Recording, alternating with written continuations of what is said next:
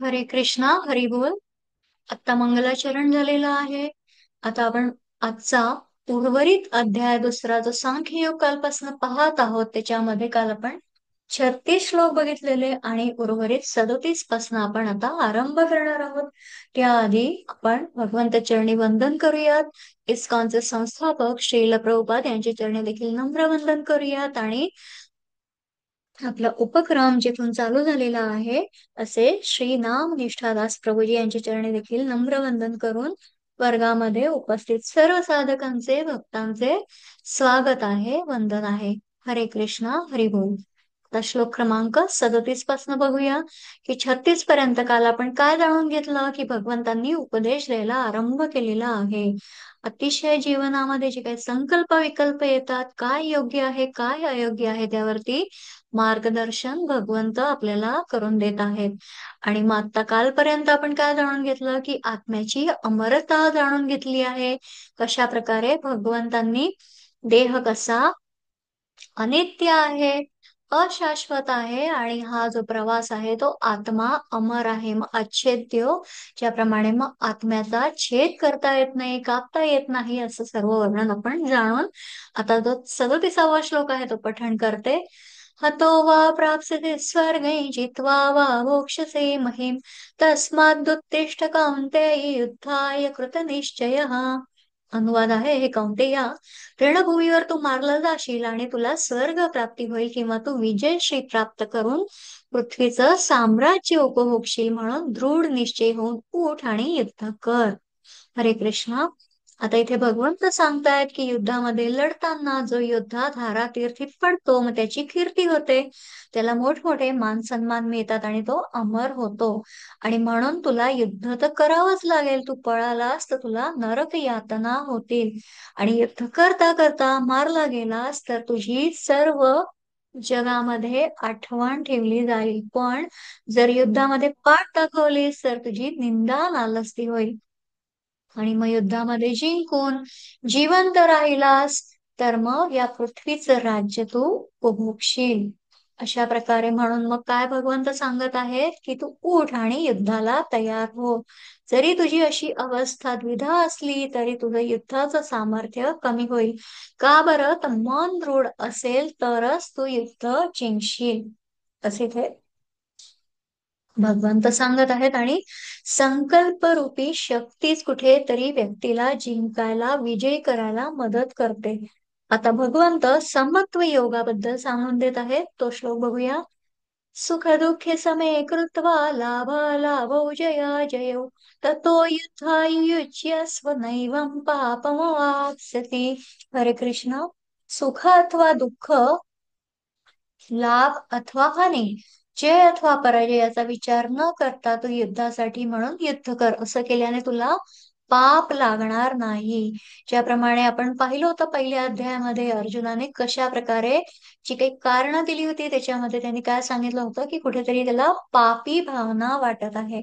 आणि मध्ये ते भगवंत काय सांगत आहेत की जय पराजय, लाभ हानी, सुख दुःख यामध्ये तू समत्व भाव ठेव आणि त्यामुळे युद्ध करण्याने तुला कोणत्याही प्रकारचं पाप लागणार नाही.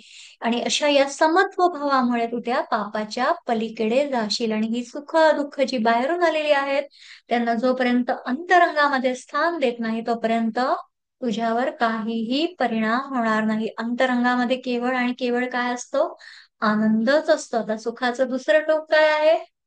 दुःख आहे, पण आनंदाला काहीही मर्यादा नाही, तर तो केवळ परमानंदामध्ये परावर्तित होतो. म्हणून सुख दुःख काय आहे? समान मानले गेले पाहिजे. आता आपल्या जीवनातही बघा सुख दुःख देणाऱ्या घटना घडत असतात, मग त्यावर आपण जर नीट विचार केला, चिंतन केलं तर काय कळतं की त्या बाह्य आहेत आणि आपण त्यांना आपल्यामध्ये प्रवेश करून देतो आणि मग मन कुठेतरी विचलित होतं. मग आपली अत्यंत प्रिय व्यक्ती जेव्हा आपल्याला सोडून जाते मग तेव्हा तीव्र दुःख होतं. मग काही दिवसांनी ते कमी होतं, काही महिन्यांनी आणखीन कमी होतं आणि 1-2 वर्षानंतर आपल्याला त्या दुःखाचा विसर पडतो. मग नंतर काय होतं की आपण फक्त तिचं पुण्य स्मरण करायला लागतो. आता हे दुःख बाहेरून आलेलं आहे आणि नश्वर होतं, त्यामुळे ते कायम टिकलं का? नाही. तसंच व्यवसायामध्ये जे लाभ हानी असतात, मोठा लाभ झाला की आपण हर्षित होतो आणि हानी झाली तर दुःखी होतो. परंतु लाभ आणि हानी या एकाच नाण्याच्या दोन बाजू आहेत. अशा प्रकारे इथे जय पराजय यांना तू काय असं जाणून घे. आणि मग आता कर्मयोगाची प्राथमिक ओळख भगवंत सांगतात श्लोक क्रमांक 39 आणि 40 मध्ये. ईशा ते भीता सांख्ये बुद्धिर्योगे त्विमां शृणु बुद्ध्या युक्तो यया पार्थ कर्मबन्धं प्रहास्यति. अनुवाद आहे, आतापर्यंत या ज्ञानाची पृथक्करणात्मक माहिती मी तुला सांगितली आहे. आता मी निष्काम कर्म कसं करावं याचं वर्णन करतो, ते ऐक. हे पार्था, जर तू या ज्ञानाच्या आधारे कार्य केलंस तर कर्म बंधनामधून मुक्त होऊ शकशील. हरे कृष्ण. आता कर्मयोगाची आरंभिक प्राथमिक ओळख तिथे भगवंत सांगून देतात. आता कर्मामध्ये काय असतं? मम असतं. पण कर्मयोगामध्ये इदं न मम असतं. म्हणजे कर्म हे कसं असतं? वैयक्तिक व्यष्टी असतं आणि कर्मयोग हा समष्टी करता असतो. आणि कर्मयोग हा आपल्याला ऊर्जा देतो. आणि कर्म करता करता आपण थकून जरी गेलो पण समष्टी करता जर कामं केली तर आपल्यामध्ये उत्साह निर्माण होतो. आणि कर्म अशा प्रकारे मग कर्मयोग मन आणि बुद्धीचा समतोल राखून आपल्याला सतर्क करत असतं. आणि इथे मग कर्म करण्याने मग धनसंपत्तीमध्ये वाढ होते, पण कधी कधी ती अहितकारक असते. तर मग कर्मयोगामुळे काय होतं? समाजाचं कल्याणच होतं. ज्याचं उदाहरण म्हणजे प्रसिद्ध उद्योगपती रतनजी टाटा हे कर्मयोगाचे उत्तम उदाहरण आहे. मग त्यांनी अनेक व्यवसाय करता करता टाटा मेमोरियल रिसर्च इन्स्टिट्यूट ही सुरू केली, ज्यामुळे समाजाला आतून मिळालेल्या सुविधांचा लाभ झाला. समाजात कितीतरी धनवान व्यक्ती आहेत, पण रतन टाटाजी यांच्या इतका मान कोणाला मिळाला आहे का? नाही. म्हणून आपल्याला मिळालेल्या धनामधून काही बाजूला काढून अतिरिक्त वेळ काढून रतनजींनी जी समाज सेवा केली, हे मोठं आदर्श उदाहरण आपल्याला इथे पाहायला मिळतं. आता भगवद्गीता अध्ययन केल्यानंतर, शिकल्यानंतर, जाणल्यानंतर आपण देखील या उपक्रमामधनं सेवा देणं हा पण एक काय आहे? कर्मयोगच आहे. आणि मग या सेवेद्वारे आपण समाजाला काही अपेक्षा न ठेवता निश्चितपणे उपयोगी पडू शकतो. अशा प्रकारे हे वर्णन आहे. मग पुढे जाऊन बघूया. नेहा विक्रमनाशोऽस्ति प्रत्यवायो न विद्यते स्वल्पमप्यस्य धर्मस्य त्रायते महतो भयात्. अनुवाद आहे, या प्रयत्नात कोणतंही नुकसान किंवा ऱ्हास नाही आणि या मार्गातील अल्प प्रगतीनेही मनुष्याचे मोठ्या भयंकर भयापासून संरक्षण होऊ शकतं. अशा प्रकारे हे भगवद्गीतेचं महात्म्य आहे. आणि कुठेतरी या योग मार्गामध्ये जे काही प्रयत्न सांगितले आहे, मग ते धर्म मार्गामधनं मनुष्याला मुक्तता देते, उद्धार करते आणि फार मोठ्या भयापासून ती सुटका देखील आपल्याला करते. आता बघा, आदि शंकराचार्यांचं एक भगवद्गीतेचं महात्म्य वर्णन करताना त्यांनी काय सांगितलं आहे? भगवद्गीता किंचित धीता गंगा जल लवण कणिका पीता सकृदपीयेन मुरारी समर्चा क्रियते तस्य यमेन न चर्चा. अर्थात भगवद्गीतेचा बघा छोटासा पाठ केल्याने किंवा गंगा जलाचा फक्त थेंब प्राशन केल्याने यमदूतही जवळपास फिरकत नाही. असं इतकं याचं महत्व आहे की कशा प्रकारे हे भगवंतांच्या कृपेने 100% यामधनं फलप्राप्ती आहे. आणि यामध्ये जो नियत कर्मांचा त्याग करून कृष्ण भावनेमध्ये जे कर्म करतात, अशा कर्मांची पूर्तता न झाल्यामुळे मग पतित झाला, तर मग त्याचं वर्णन काय आहे? तर मग हे जे वर्णन इथे सांगितलं आहे की मग त्यात काय लाभ आहे आणि कृष्ण भावनेमध्ये केलेल्या कर्मांचा अप्रतिम गुण हा देखील इथे फरक सांगून दिलेला आहे. मग पुढे जाऊन बघूया की कामनायुक्त अज्ञानी मनुष्य कर्मफळाच्या मागे धावतो. मग त्याचं वर्णन 41, 42 आणि 43, 44 मध्ये पाहणार आहोत. व्यवसायात्मिका बुद्धिरेकेह कुरु नन्दन बहुशाखायनन्ताश्च बुद्धयो व्यवसायिनाम. जे या मार्गावर असतात त्यांची बुद्धी दृढ निश्चयी असते आणि त्यांचे ध्येयही एक असते. हे प्रिय कुरुनंदन, जे डळमळीत वृत्तीचे असतात त्यांच्या बुद्धीला अनेक फाटे फुटलेले असतात. आता कामनायुक्त अज्ञानी जो अविवेकी आहे तो कर्मफळांच्या मागे धावत असतो. मग त्याचे परिणाम काय होतात की या समबुद्धीच्या प्राप्तीसाठी जी लागणारी निश्चयात्मक बुद्धी एकच असते, पण अनिश्चयी जी बुद्धी असते तिला अनंत शाखा असतात. आता येथे व्यवसाय म्हणजे काय, संकल्प घेतलेला असा होतो.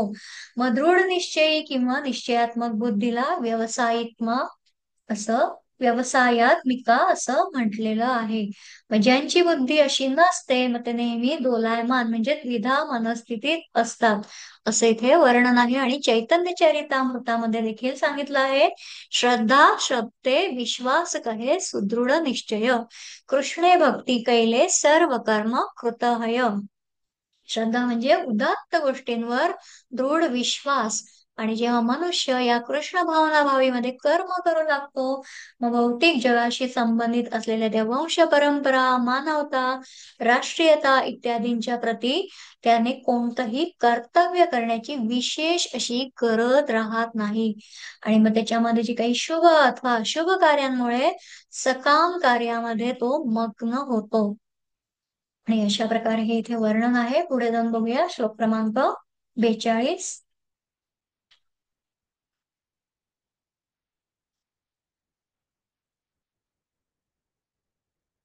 यामिमां पुष्पितां वाचं प्रवदन्त्यविपश्चितः वेदवादर्ताः पार्थ नान्यदस्तीति वादिनः कामात्मानः स्वर्गपरा जन्म कर्म फलप्रदां क्रियाविशेष बहुलां भोगैश्वर्य गतिं प्रति.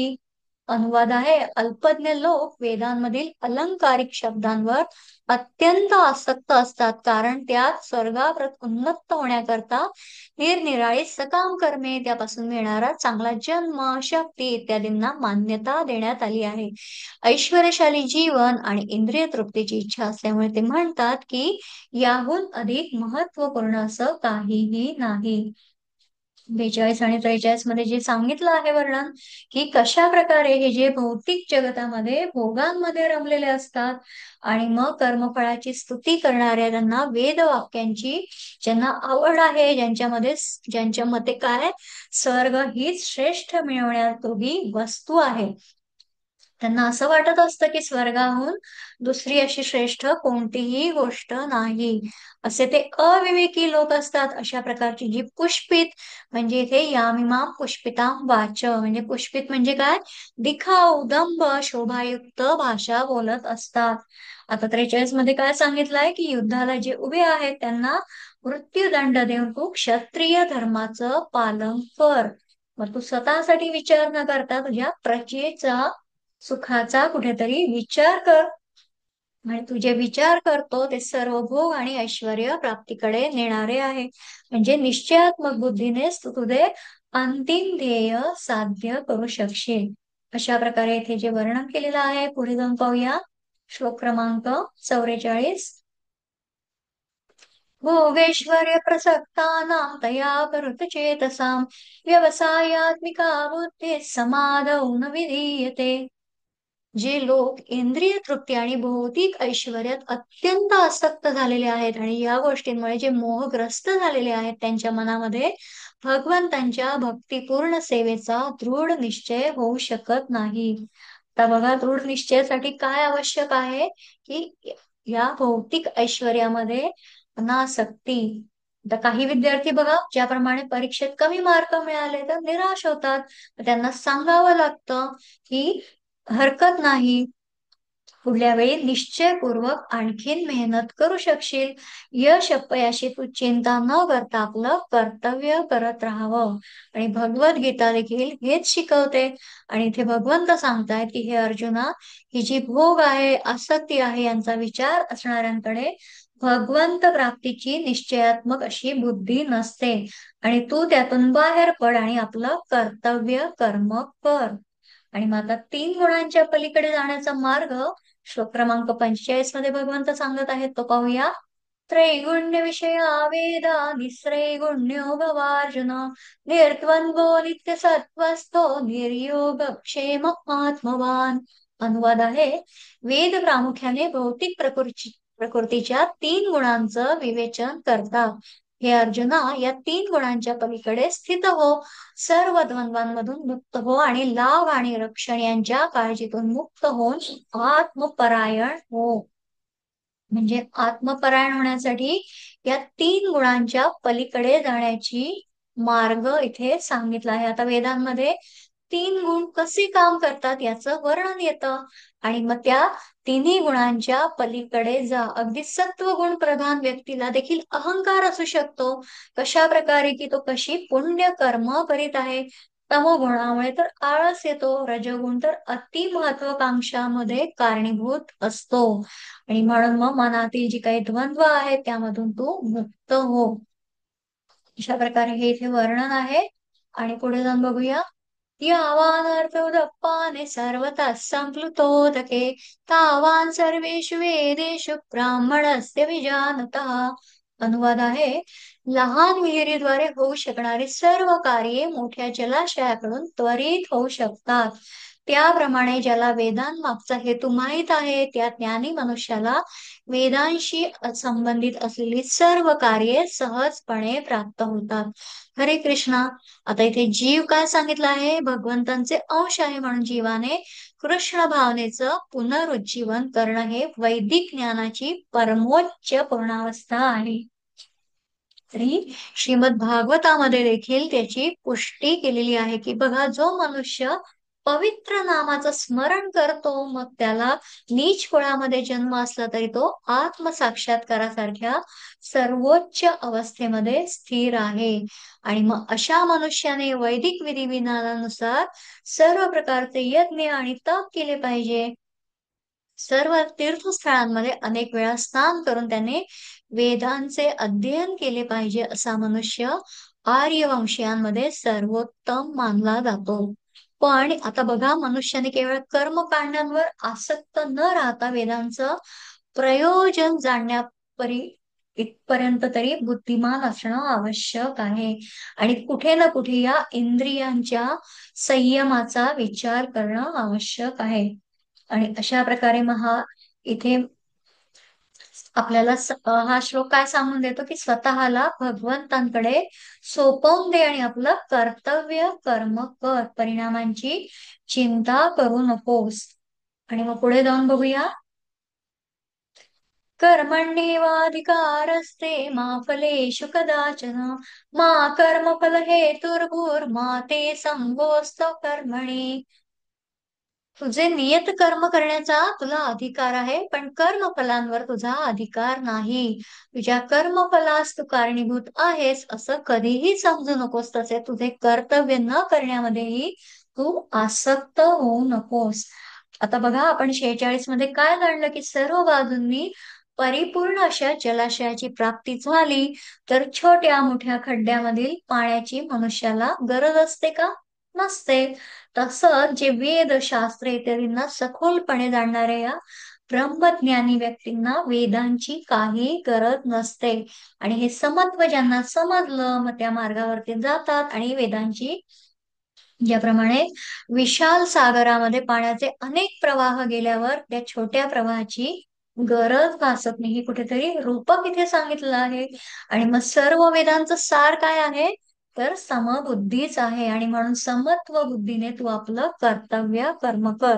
आणि मग आता 47वा श्लोक आपण पठण केला, त्याच्यामध्ये काय आहे, कर्मयोगाचं गुपित सांगितलं आहे. तर कर्तव्य कर्म करणे हाच तुझा अधिकार आहे, फळामध्ये नाही. का बरं? तर फलासक्ती काय होईल हे तुझ्या हातात नाही, ते भगवंतांनी आधीच ठरवलेलं आहे. म्हणून कर्मफळ मिळेल या आसक्तीने कर्म करायला नको. शिवाय काहीच कर्म न करणे हेही योग्य नाही. आणि भगवंत आता इथे अतिशय महत्वाचा सिद्धांत सांगून देतात की जेव्हा आपण फळाची अपेक्षा करून कर्म करतो तेव्हा आपल्या पदरी निराशा, दुःखच येतं. का? तर फळ काय मिळणार? चांगलं आहे का वाईट आहे हे आपल्या हातात असतं का? नाही. तसंच कर्मफळ काय मिळेल याची चिंता असल्यामुळे कर्म न करता निष्क्रिय राहणं अतिशय योग्य नाही. आता भगवद्गीतेचं बघा, हे सार्थ ज्ञान प्राप्त करून घ्यायचं असेल तर आता इथून पुढचे जे श्लोक क्रमांक 48 पासून पुढील श्लोक जे आहेत तर ते समजून घेणे क्रमप्राप्त आहे. का बरं? तर संपूर्ण गीतेचं सार दुसऱ्या या अध्यायाच्या 48व्या श्लोकापासून 72व्या श्लोकामध्ये सामावलेलं आहे. इतर सर्व अध्याय बघा भगवद्गीतेचा विस्तार आहे. आणि अशा या सारगर्भ महत्वपूर्ण श्लोकांचं आपण इथे चिंतन करत आहोत. श्लोक क्रमांक 48 बघूया.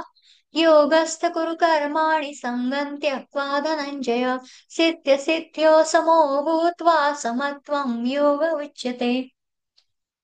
अनुवाद आहे, हे अर्जुना, यश आणि अपयशाबद्दलच्या संपूर्ण आसक्तीचा त्याग करून समभावाने तुझं कर्म कर. अशा समभावालाच योग असं म्हटलं जातं. आता समत्व भाव म्हणजे काय? योग अशी भगवंतांनी योगाची केवळ एकाच शब्दामध्ये व्याख्या सांगितली आहे. आता योग या शब्दाची इतकी समर्पक व्याख्या दुसरी कोणतीही नसेल. आता समत्व केवळ शरीराचंच नसतं. आसनांच्या साह्याने देहाचं समतोल आपण साधू शकतो. वृक्षासन प्रकारामध्ये एका पायावर उभं राहून नमस्कार मुद्रेने दोन्ही हात कानांशी समपातळीमध्ये ठेवून एकाग्रतेने विशिष्ट बिंदूवर विशिष्ट ध्येयावर लक्ष एकचित्त केलं तर देहाचा असमतोल कमी होऊन योग्य तो समतोल आपण साधू शकतो. योगस्थ कुरु कर्माणि असा हा योग साधण्यासाठी समभाव आवश्यक आहे असे इथे वर्णन आहे. पुढे जाऊन बघूया. दूरेण यवरं कर्म बुद्धी योगाथ धनंजय बुद्धो शरणमन्विच्छ कृपणा फल हेतवः. हे धनंजया, भक्तिमय सेवेद्वारे सर्व निंद्य अशा कर्मांना दूर सार आणि त्या भावनेमध्येच भगवंतांना शरण जा. जी आपल्या कर्मफलांचा उपभोग घेऊ इच्छितात ते कृपणच आहे. तर भगवंत इथे काय सांगत आहे की या समत्व रूप बुद्धियोगाच्या तुलनेने सकाम कर्म अतिशय तुच्छ आहे. आता फळांची अपेक्षा जर केली तर कर्म केलं मग ते कसं आहे? अत्यंत दयनीय. समत्व बुद्धीला शरण जाऊन समत्व बुद्धियोगाचा आश्रय घेतला आणि आपलं कर्तव्य कर्म केलं तर मग कोणत्याही कार्यामध्ये समत्व बुद्धी ठेवून काम केलं तर ते अधिक प्रकारे उत्तमच होतं. आणि अपेक्षा ठेवून सकाम काम केलं तर ते निश्चितपणे निकृष्ट अतिशय हीन दर्जाचं होतं. अशा प्रकारे हे वर्णन आहे. बुद्धियुक्तो जहातीह उभे सुकृत दुष्कृते तस्मात् योगाय युज्यस्व योग कर्मसु कौशलम. अनुवाद आहे, भक्तिपूर्ण सेवेमध्ये संलग्न झालेला मनुष्य या जन्मात सुद्धा चांगल्या आणि वाईट कर्मांपासून मुक्त होतो. म्हणून योगयुक्त होण्याचा प्रयत्न कर, कारण योग हे सर्व कर्मांमधील कौशल्य आहे. आता भगवद्गीतेतील हा जो श्लोक आहे अत्यंत महत्वाचा आहे. का बरं? तर भगवंतांनी या श्लोकामधून योग कर्मसु कौशलम अशी योगाची दुसरी व्याख्या केलेली आहे. आता आपण पहिली व्याख्या काय पाहिली होती? समत्वम योग उच्यते. म्हणजे योग कर्मसु कौशलम या व्याख्येमधून पुन्हा पुन्हा कार्य करीत राहिल्याने म्हणजे सरावाने एखाद्या कामात कौशल्य निर्माण होतं असं भगवंत आपल्याला सांगत आहेत. आणि समबुद्धीने कर्म करणारे जे पुरुष आहेत मग ते याच इहलोकामध्ये पुण्य आणि पाप दोन्हीचा त्याग करतात, त्यामधून विमुक्त होतात आणि म्हणून समस्वरूपी योग आणि कर्मातील कौशल्य जाणून हे कौशल्य तू प्राप्त करून घे. सरावाने कौशल्य प्राप्त होतं. आता हे तत्वज्ञान असलं तरी फार कठीण आहे तर उलगडण्यासाठी आपण एक बोधकथा जाणून घेऊया. त्याच्यामधनं अतिशय सोपं जाणून शकतात. तर आता काय एक आहे ती कथा, की आता बघा एका भयाण वाळवंटामध्ये एकदा काय होतं, एक गाडी बंद पडते आणि गाडीचा चालक जो असतो तो खाली उतरतो. आणि मग तो गाडीचं ते बोनट उघडतो, पण प्रयत्न करूनही त्याला ती गाडी का बंद पडली आहे हे नेमकं कळत नाही. आणि मग त्या वाळवंटामध्ये त्याला आसपास कोणीही दिसत नाही. अत्यंत मग तो निराश होतो, इकडे तिकडे पाहत असतो. आणि मग तेवढ्यामध्ये त्याला एक वाटसरू येताना दिसतो, आणि मग चिंताग्रस्त त्या चालकाजवळ येऊन तो वाटसरू विचारतो की काय झालं, तुम्ही एवढे निराश आणि चिंताग्रस्त का आहात? मग तो चालक जो असतो तो सांगतो की त्याची गाडी अचानक बंद पडली, आणि कशामुळे बंद पडली ते काही समजत नाही. आणि ही आपली व्यथा सांगताना या अनोळखी भागामध्ये आता एखादं गॅरेज मेकॅनिक कुठे मिळणार अशी चिंता त्याला वाटत असते. आणि अशा प्रकारे हे सर्व ऐकून तो वाटसरू काय म्हणतो की मी एक मेकॅनिकच आहे, मी प्रयत्न करून पाहू का? मग त्याचे बोलणे ऐकून त्या चालकाला जणू भगवंत भेटल्याचा आनंदच होता. आणि मग तो काय करतो, त्या मेकॅनिकने त्या गाडीचं बोनट उघडून तपासतो आणि चालकाला विचारतो की तुमच्या जवळ मग ते टूल बॉक्स आहे का? आणि मग चालकाने ते टूल बॉक्स दिल्यावर त्या मेकॅनिकने त्याला एक तो हातोडा घेतो आणि त्या एका विशिष्ट भागावर तो हातोडा मारतो. आणि मग त्या चालकाला गाडी सुरुवात करायला सांगतो. आणि अशा प्रकारे तो स्टार्ट करताच गाडी त्याची चालू होऊन जाते. आता चालकाने मेकॅनिकचे आभार मानले आणि गाडी दुरुस्त करून देण्याची फी देखील विचारली. आता मग त्या मेकॅनिकने $100 फी सांगितली. आता चालक त्याला म्हणाला, एक हातोडा मारायचं $100 कसे काय झाले? मग त्यावर तो मेकॅनिक काय म्हणतो की हातोडा मारायचा केवळ $1 आहे, बाकीचे जे $99 नेमक्या जागी हातोडा मारण्याचं जे कौशल्य आहे ते मी प्राप्त करून घेतलं आहे, आणि ही त्याची फी आहे. म्हणजे प्रॅक्टिस मेक्स मॅन परफेक्ट, आणि त्या बुद्धी कौशल्याची फी $99 आहे. म्हणजे ट्रायल अँड एरर, म्हणजे तर कोणी करेल, पण कौशल्यपूर्ण काम करणारी एखादीच व्यक्ती असते. आणि हेच योग म्हणजे काय आहे, सर्व कर्मांमधील कौशल्य आहे. आणि आता म्हणून मग पुढे कर्मयोगाला बुद्धियोगाची जोड असणं आवश्यक आहे. त्यासाठी श्लोक क्रमांक 51 बघूया. कर्मजं बुद्धियुक्ता हि फलं त्यक्त्वा मनीषिणः जन्मबन्ध विनिर्मुक्ता पदं गच्छन्त्यनामयान्. अनुवाद आहे, याप्रमाणे भगवंतांच्या भक्तिपूर्ण सेवेमध्ये संलग्न होऊन महान ऋषीमुनी अथवा भक्तगण भौतिक जगातील कर्मफलातून मुक्त होतात. अशा रीतीने ते जन्म मृत्यूच्या चक्रातून मुक्त होतात आणि सर्व दुःखांच्या पलीकडील स्थानाची म्हणजे भगवत धामाची प्राप्ती करतात. अशा प्रकारे हे कर्मयोगाला जर बुद्धियोगाची जोड असेल तर मग काय काय घडतं, तर योग हा काय आहे, मोक्षाचा मार्ग आहे. आणि मग मोक्ष कसा प्राप्त होतो, तर संपूर्ण जीवनभर सराव केला तर कौशल्य प्राप्त होतं, आणि अंतिम क्षणाचा स्वीकार केला तर शेवटचा क्षण गोड व्हावा हा हेतू साध्य होतो. आता मृत्यूच्या अंतिम समय जशी मनस्थिती असेल त्यावर पुढील जन्म किंवा पुढील विधी लिखित निर्भर असतं. आत्मस्थिती ठीक असेल तर मनस्थिती ठीक होते, मनस्थिती ठीक असेल तर परिस्थिती ठीक होते. म्हणजे आत्मा आणि शरीर यांचं बंधन कसं असतं, बंध दृढ असतात. आणि अंतिम समय तर वेदना होणारच, पण पण मी आत्मा आहे, मी देह नाही, हा भाव जर सदैव जागृत ठेवला तर हा जो आत्मा आहे तो सर्वांपासून मुक्त असल्यामुळे देह सोडून जाताना दुःखाचा अनुभव येणार नाही. शरीर माध्यम खलु धर्म साधनम, म्हणजे शरीर काय आहे, हे धर्माचं कर्तव्याचं मुख्य साधन आहे. आता विचार केला तर जाणवेल की मनात एकाच वेळी बघा एकच विचार असतो, आणि जर भगवंतांशिवाय दुसरा मनात विचार आला तर भगवंत तात्काळ मनातून बाहेर पडतात. मनाच्या शून्य अवस्थेमध्येच भगवंत मनात स्थान प्राप्त करत असतात.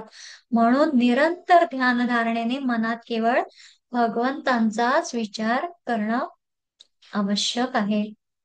अतिशय महत्वाचा हा श्लोक होता. आता पुढे जाऊन बघूया श्लोक क्रमांक 52.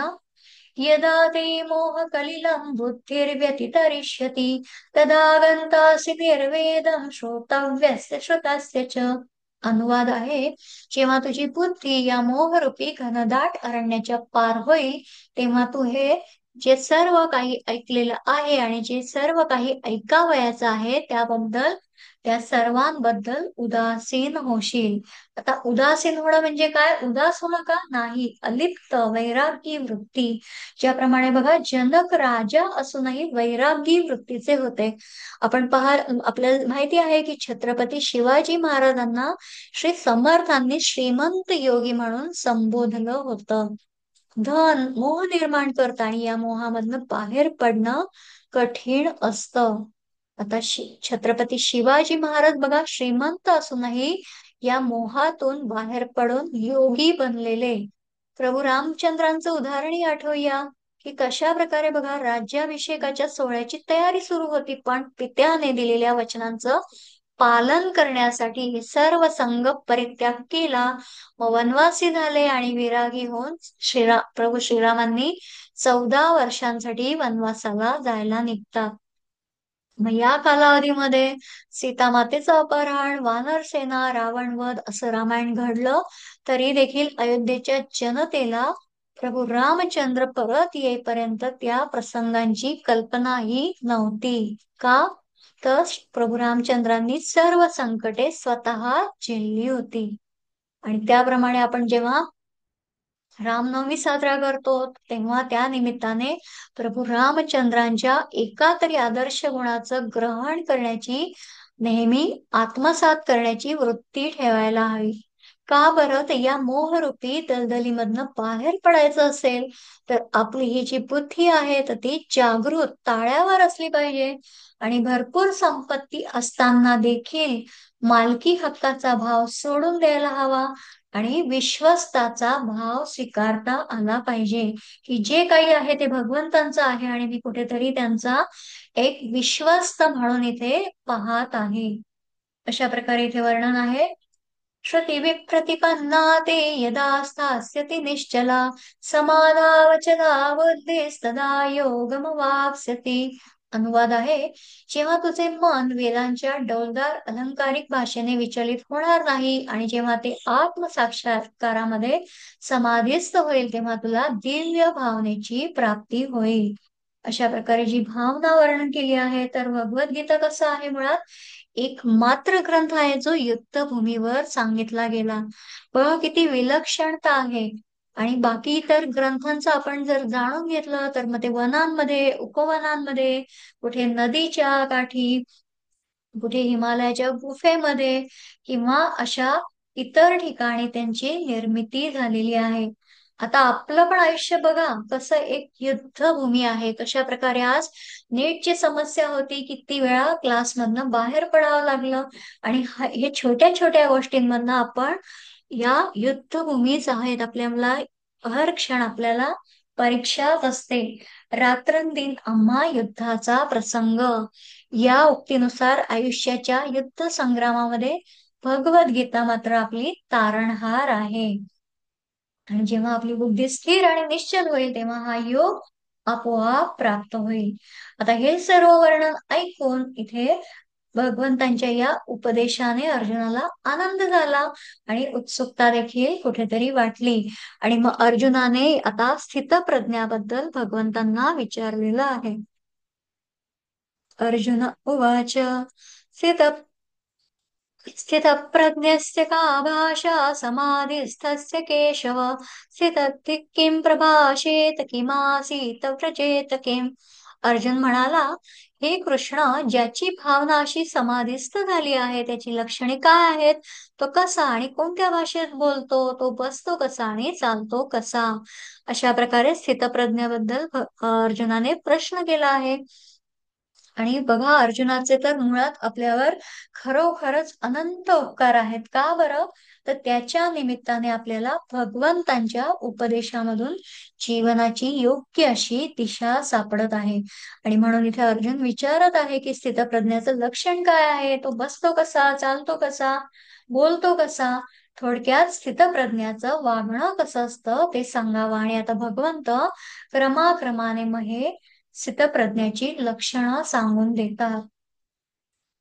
दुःखेष्वनुद्विग्नमना सुखेषु विगतस्पृहः वीतरागभयक्रोध स्थितधीर्मुनिरुच्यते. जो त्रिविध तापांनीही मनामध्ये विचलित होत नाही किंवा सुखामध्ये हर्षोल्लासित होत नाही आणि जो आसक्ती, भय आणि क्रोध यांपासून मुक्त झाला आहे, त्याला स्थिर मन झालेला मुनी असं म्हटलं जातं. आता मुनी म्हणजे काही बाह्य वेशाने होतो का मुनी? नाही. जो त्रिविध तापांमुळे मुळीच क्षुब्ध होत नाही. अशा प्रकारे सुख नेहमी दुःखामध्ये परिवर्तित होतं. जसं बघा आता कणकेचा जो काही लोभ असतो त्या खाण्याच्या इच्छेने तो मासा जो असतो तो गळाला अडकतो. तसंच क्षणिक सुखांच्या मागे धावून मनुष्य काय करतो? दुःख ओढवून घेतो. आता आपण बघा जेवढं सुखाच्या मागे धावू तेवढ्या प्रमाणात दुःख आपला पाठलाग करत असते. पण आनंदाचं तसं आहे का? नाही. आनंदाला अंतच नाही. तुकाराम महाराज देखील म्हणतात ना, आनंदाचे डोही आनंद तरंग. आणि सुखाला किंवा दुःखाला एक मर्यादा आहे, पण आनंद कसा आहे? अमर्याद आहे. अशा प्रकारे इथे वर्णन आहे. पुढे जाऊन बघूया. श्लोक क्रमांक 57. यः सर्वत्रानभिस्नेहस्तत्तत्प्राप्य शुभाशुभम् नाभिनन्दति न द्वेष्टि तस्य प्रज्ञा प्रतिष्ठिता. अनुवाद आहे, या भौतिक जगतामध्ये जो कोणी शुभ अथवा अशुभ गोष्टींच्या प्राप्तीपासून प्रभावित होत नाही आणि जो अशा प्राप्त शुभाशुभ गोष्टींची स्तुती अथवा निंदाही करीत नाही, तो पूर्ण ज्ञानामध्ये दृढपणे स्थिर झालेला असतो. अशा प्रकारे हे वर्णन आहे की इथे काय सांगितलं आहे की कोणत्याही परिस्थितीमध्ये, मग अनुकूल परिस्थितीमध्ये आनंदित होत नाही, प्रतिकूल परिस्थिती प्राप्त झाल्यावर द्वेष करत नाही, अशी त्याची बुद्धी स्थिर झालेली असते. म्हणजे त्यांनी काय जाणलेलं असतं की मला भगवंतांचीच प्राप्ती करायची आहे, असा निश्चय केलेला तो सिद्धीला जातो. पुढे जाऊन बघूया. मग तो स्थितप्रज्ञ कशा प्रकारे बसतो? यदा संहर्ते चायं कुर्मुंगानीव सर्वशः इंद्रियार्थेभ्यस्तस्य प्रज्ञा प्रतिष्ठिता. ज्याप्रमाणे कासव आपलं अवयव आपल्या कवचात आवरून घेतं, त्याप्रमाणे जो आपल्या इंद्रियांना इंद्रिय विषयांपासून आवरून घेतो, तो पूर्ण चेतनेमध्ये दृढपणे स्थिर होतो. इथे ज्याप्रमाणे जी वर्णन केलं आहे कुर्मुंगानीव, म्हणजे कासव आपलं चार पाय, मान, शेपूट या सहाही अंगांचं काय करतो? आकुंचन करून आवरून बसतो. मग अशा प्रकारे ज्यावेळी तो कर्मयोगी आहे, मग सर्व इंद्रिय आणि मनाला आपापल्या विषयांपासून दूर करतो, त्यावेळी त्याची बुद्धी स्थिर झालेली असते. आणि मग इंद्रियांना परावृत्त केल्याची वास्तविक ओळख काय आहे? त्यासाठी श्लोक क्रमांक 59 पाहूया. विषया विनिवर्तन्ते निराहारस्य देहिनः रसवर्जं रसोऽप्यस्य परं दृष्ट्वा निवर्तते. अनुवाद आहे, देहधारी जीवात्मा जरी इंद्रिय भोगांपासून निवृत्त झाला तरी त्याची इंद्रिय विषयांबद्दलची गोडी राहतेच, पण उच्चतर रसाचा अनुभव घेऊन अशी कार्य थांबवल्यास तो चेतनेमध्ये स्थिर होतो. हरे कृष्णा. हे जे काही वर्णन केलेलं आहे श्लोक क्रमांक 59 मध्ये, की इंद्रियांना म्हणजे त्यांच्या विषयांपासून दूर करणाऱ्या मनुष्याचा सुद्धा विषय तर निवृत्त होत असतातच, पण रसबुद्धी म्हणजे सुखाच्या भोगांची बुद्धी निवृत्त होते का? नाही. पण परमात्म प्राप्ती झाल्यामुळे मग त्या स्थितप्रज्ञ मनुष्याची रसबुद्धी सुद्धा निवृत्त होत असते. पुढे जाऊन बघूया की मग रसबुद्धी जर राहिली तर मग कोणतं नुकसान होतं? यततोऽपि कौन्तेय पुरुषस्य विपश्चितः इंद्रियाणि प्रमाथीनि हरन्ति प्रसभं मनः. अनुवाद आहे, इंद्रिय इतकी प्रबळ आणि उत्कृल आहेत की इंद्रियांना ताब्यात ठेवण्याचा प्रयत्न करणाऱ्या विवेकी पुरुषाच्या मनाला सुद्धा ती बळजबरीने ओढून नेतात.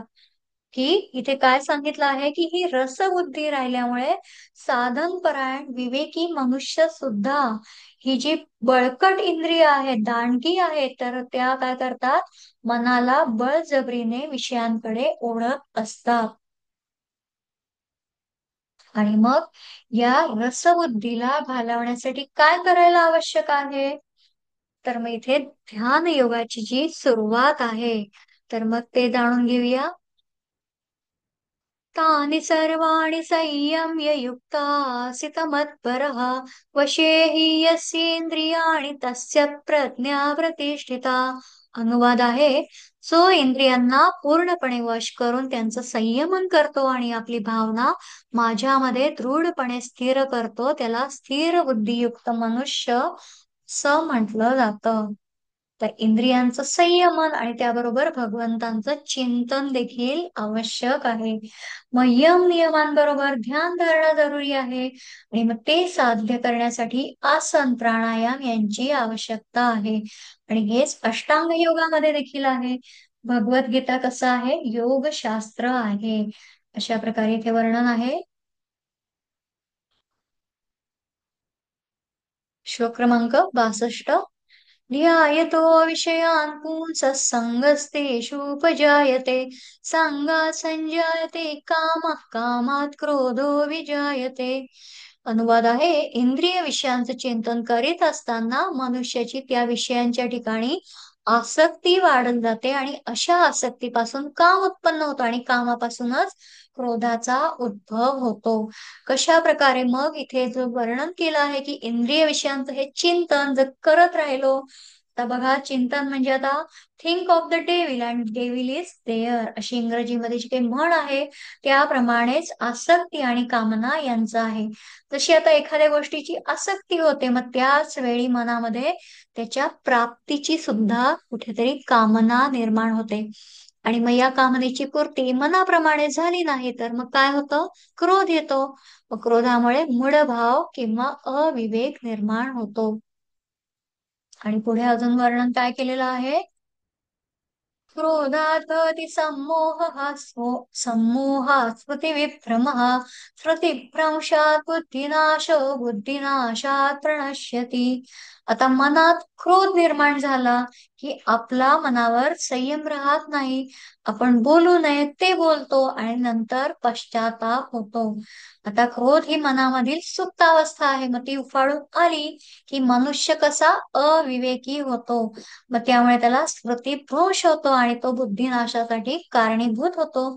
आणि मग बघा एखादा क्रोधावस्थेत असलेला मनुष्य कशा प्रकारे तो तापलेला असतो, त्याचा चेहरा वगैरे डोळे बघा कशा प्रकारे तप्त होतात, लालबुंद होतो. मग त्याच्यामध्ये त्याला स्वतःचा कुठेतरी बुद्धीचा नाश होतो आणि त्याच्यामध्ये शेवटी मनुष्याचं पतन होतं. आणि मग इंद्रिय संयमनाचे परिणाम सांगितले आहेत ते जाणून घेऊया. रागद्वेष विमुक्तैस्तु विषयान् इंद्रियैश्चरन् आत्मवश्यैर्विधेयात्मा प्रसादमधिगच्छति. अनुवाद आहे, पण आसक्ती आणि अनासक्ती यापासून मुक्त असणारा आणि स्वातंत्र्याच्या नियामक तत्वांनुसार इंद्रियांना नियंत्रित करण्यामध्ये समर्थ असणारा जो मनुष्य आहे तो भगवंतांची पूर्ण कृपा प्राप्त करू शकतो. इंद्रियांचं जर संयमन केलं तर मग त्याचे परिणाम काय होतात की कर्मयोगी व्यक्तीचा आता विषयाशी जरी संबंध आला तरी त्याचं स्वतःवरती नियंत्रण असतं. अंतःकरणाची निर्मलता कायम असते आणि अशा साधकाची बुद्धीच परमात्म्यामध्ये स्थिर होते. प्रसादे सर्व दुःखानां हानिरस्योपजायते प्रसन्नचेतसो याशु बुद्धी पर्यवतिष्ठते. अनुवाद आहे, याप्रमाणे संतुष्ट असलेल्या म्हणजे कृष्ण भावनेमध्ये व्यक्तीसाठी भौतिक अस्तित्वाचं त्रिविध ताप नाहीसे होतात आणि अशा प्रसन्न भावनेमध्ये व्यक्तीची बुद्धी लवकरच स्थिर होते. जी स्थिरता प्राप्त करायची असते मग त्यासाठी भौतिक अस्तित्वामधले त्रिविध ताप देखील नाहीसे होतात. असं इथे वर्णन केलेलं आहे. त्रिविध ताप म्हणजे आपण आध्यात्मिक, अधिदैविक आणि अधिभौतिक, मग हे ताप देखील नाहीसे होतात. आता बघा आपल्याला अशा अनेक व्यक्ती भेटतात की ज्यांच्याकडे काही नसूनही त्या कशा असतात, आनंदी असतात, हसतमुख असतात. आणि काही कशा असतात की ज्यांच्याकडे बघा सर्व काही असतं तरी देखील त्या क्रोधित असतात, संतापी स्वभावाच्या आणि असमाधानी असतात. आता आपल्याकडे नेहमीच काहीतरी कमी किंवा काही जास्त असतं. आपली प्रसन्न वृत्ती ही आपल्यावरच अवलंबून असते आणि अशी वृत्ती असेल तर बुद्धी ही स्थिरच असते. आणि मग इंद्रियांचं संयमन जर नसेल तर मग काय त्याचे परिणाम आहे, नास्ति बुद्धिर्युक्तस्य न चायुक्तस्य भावना न चाभाव्यतः शांतिरशांतस्य कुतः सुखम्. अनुवाद आहे, जो भगवंतांशी संबंधित नाही म्हणजे कृष्ण भावनेमध्ये, मग त्याच्याकडे दिव्य बुद्धीही असत नाही किंवा त्याचं मनही स्थिर असू शकत नाही. मग दिव्य बुद्धी आणि स्थिर मनाशिवाय शांती प्राप्त होण्याची शक्यताच नाही. आणि शांती वाचून सुखप्राप्ती कशी होऊ शकेल? अतिशय महत्वाचा हा श्लोक आहे की कशा प्रकारे हे इंद्रियांचा जर संयमनच नसेल, स्वतःचा कंट्रोलच नसेल, तर मग इथे भगवंत सुखाचा मार्ग सांगून देतात की ज्यांची बुद्धी निश्चयात्मक नसते, मग त्यांच्यामध्ये कर्तव्य परायणता नसते आणि त्यांना शांती ही कधीही मिळत नाही. आणि मग शांती कर्तव्य भावनेमधनं येते, प्रामाणिकतेतनं येते. अंतर्बाह्य मी एकच आहे या भावामुळे आपल्याला शांती प्राप्त होते. आता ज्यांनी आपला कर्तव्याचा मार्ग सोडला त्यांना मनाची शांती लाभणार नाही, आणि ती नसेल तर मग सुख तरी कसं काय मिळेल आपल्या? त्यामुळे कर्तव्य पथावर नेहमी चालायला हवं, म्हणजे सुख आणि शांती प्राप्त होईल असं भगवंत इथे सांगत आहेत. पुढे जाऊन बघूया. इंद्रियाणां विचरतां यन्मनोनुविधीयते तदस्य हरति प्रज्ञां वायुर्नावमिवाम्भसि. अनुवाद आहे, ज्याप्रमाणे सोसाट्याच्या वाऱ्याने पाण्यातील नाव इतस्तता ओढून नेली जाते, त्याप्रमाणे भटकणाऱ्या कोणत्याही एका इंद्रियावर मन केंद्रित झालं तर ते इंद्रिय मनुष्याची बुद्धी हरण करते. आता बघा, बाकी सर्व इंद्रिय नियंत्रणात येतील, पण मन नियंत्रणात आलं नाही तर काहीही साध्य होणार नाही. आणि ज्याप्रमाणे हे वर्णन इथे केलेलं आहे की कशा प्रकारे इथे अंबरीश महाराजांच्या चरित्रामध्ये देखील सर्व इंद्रिय त्यांनी काय केली होती, कृष्ण भावनेमध्ये निमग्न करण्याचं त्यांचं चरित्र आहे. आणि मग मनाला नियंत्रित करण्याची योग्य प्रक्रिया देखील त्या कथेमधनं आपण जाणू शकतो. आता वेळेअभावी आपण ती कथा इथे घेणार नाही आहोत.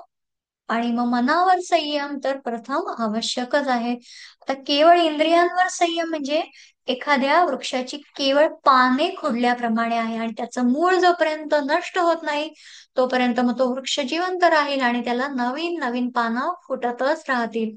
आणि म्हणून मग इंद्रिय रूपी घोड्यांना मन काय करतं, पळवत राहतं. आणि मग त्याला काबूत ठेवलं नाही तर ते आपल्या बुद्धीचं हरण करू शकतं. इतकी अफाट त्याची क्षमता आहे. आणि मग ब्रह्माला प्राप्त होणं काय आहे त्याबद्दल जाणून घेऊया. श्लोक क्रमांक 68.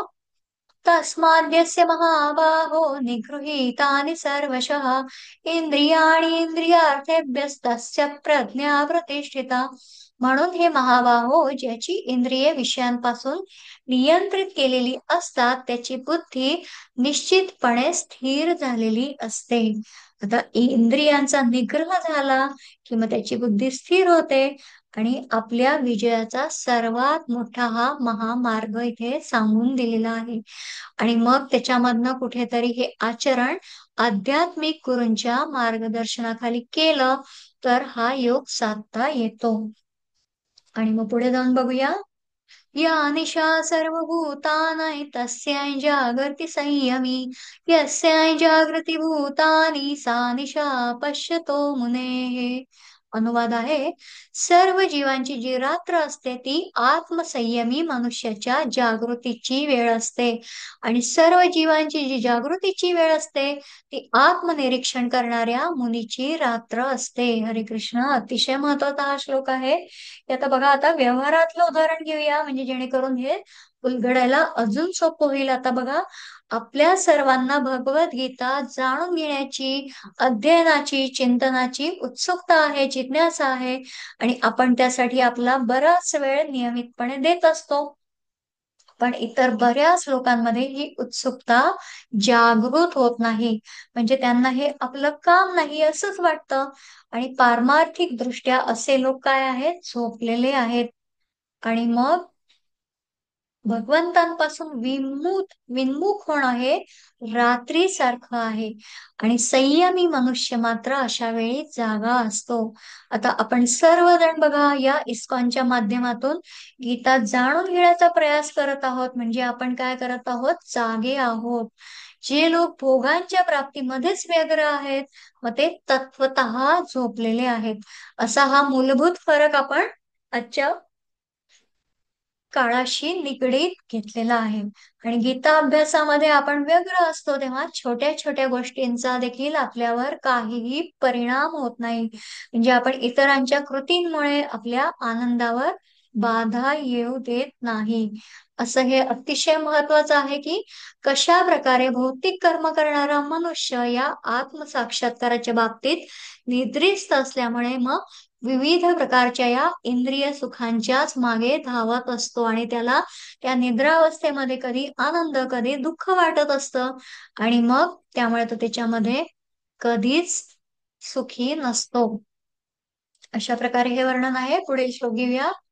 आपूर्यमाणमचल प्रतिष्ठं समुद्रमापः प्रविशन्ति यद्वत् तद्वत् कामायं प्रविशन्ति सर्वे स शांतिमाप्नोति न कामकामी.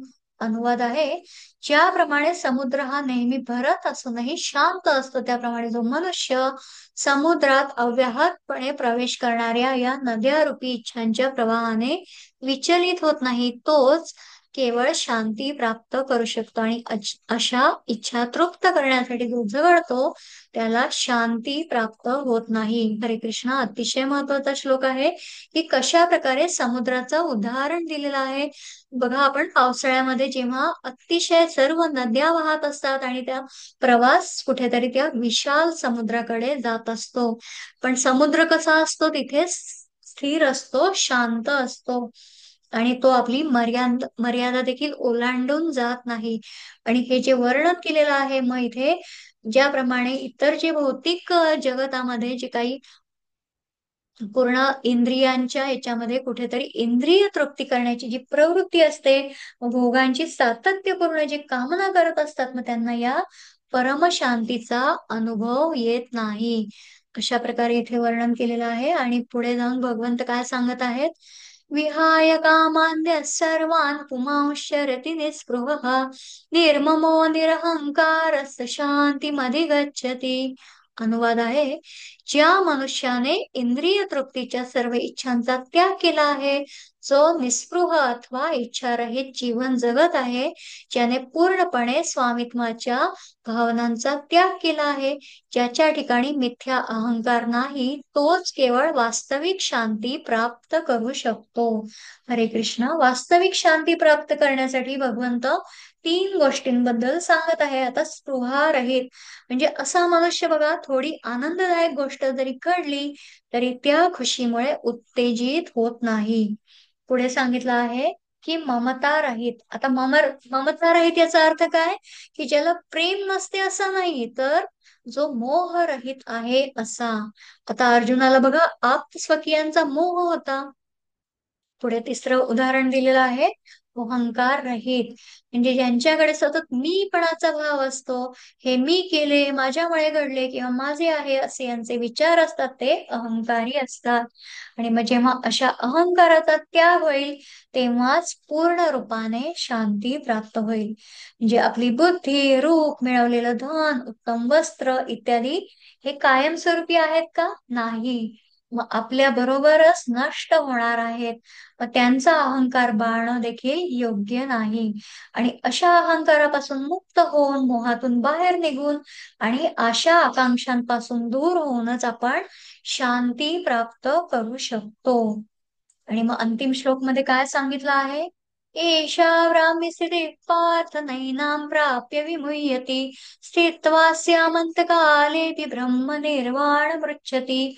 अनुवाद आहे, आध्यात्मिक आणि दिव्य जीवनाचा हाच मार्ग आहे आणि याची प्राप्ती झाल्यावर मनुष्य मोहित होत नाही.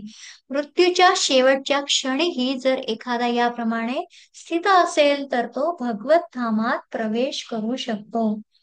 म्हणजे अंतिम श्लोकामध्ये हा अतिशय महत्वाचा गाभा सांगितला आहे, सार सांगितला आहे की मृत्यू समय देखील बघा आपली मती स्थिर असायला हवी, पण ते साध्य करण्यासाठी निरंतर प्रयत्नांची आवश्यकता आहे. आणि मग तरच त्या ब्राह्मी स्थितीला आपण पोहोचू शकतो. तर देह सोडण्याच्या वेळी पीडा तर होणारच, पण आपण म्हणजे देह नव्हे, ही पंचेंद्रिय नव्हे, इत्यादी जर भाव प्रयत्नपूर्वक आत्मसात केले तरच ते शक्य होईल.